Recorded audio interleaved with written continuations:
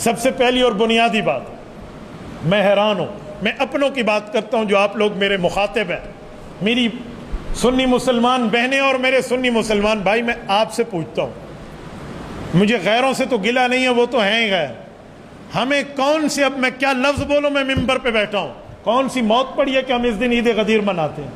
یہ عید غدیر منانا اہل سنت والجماعت کا طریقہ تو نہیں ہے۔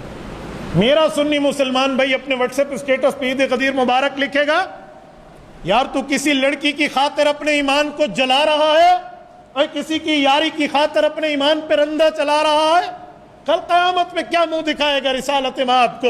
جس نے 2 بیٹیاں اس شخصیت کو دی ہیں جسے عثمان ذو النورین کہتے ہیں، اس کی موت کے اور اس کی شہادت پہ غیر خوشی منائے، تو بھی اس دن عید غدیر کہے؟ اس سے پہلے بندے کو مر جانا چاہیے۔ ایمان کی بات ہے، اسلام کی بات ہے، مذہب کی بات ہے، عقیدے اور نظریے کی بات ہے، یہ کوئی سیاسی پوائنٹ سکورنگ کی بات نہیں ہے۔ ظالم تو جو مرضی آئے کرے، غیر تو جو مرضی آئے کرے۔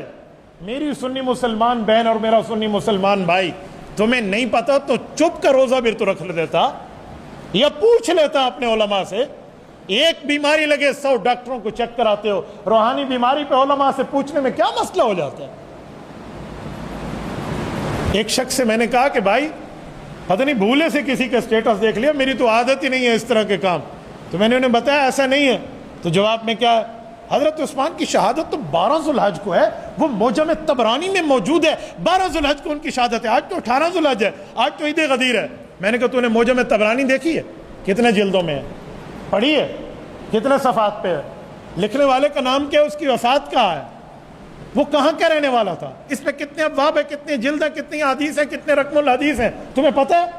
تو نے اپنے ہاتھوں میں آج تک چھوڑ دور سے معجم الطبرانی نہیں دیکھی، تمہیں معجم الطبرانی پہ بات کرنے کا شوق ہے۔ اس حدیث کی کتاب کو میں نے پڑھا ہے، میرے پاس ہے، تم دیکھ لو، اس میں اگر ایک قول 12 کا ہے تو ایک 18 کا بھی لکھا ہوا ہے، مختلف اقوال لکھے ہوتے ہیں، تو مختلف اقوال کو تو نے مجمع علیہ بات سمجھ لی، یار ایک قول وہاں 12 کا لکھ دیا ہے تو ساتھ 18 بھی لکھا ہے، تمہیں وہ دیکھتے ہوئے موت پڑتی ہے۔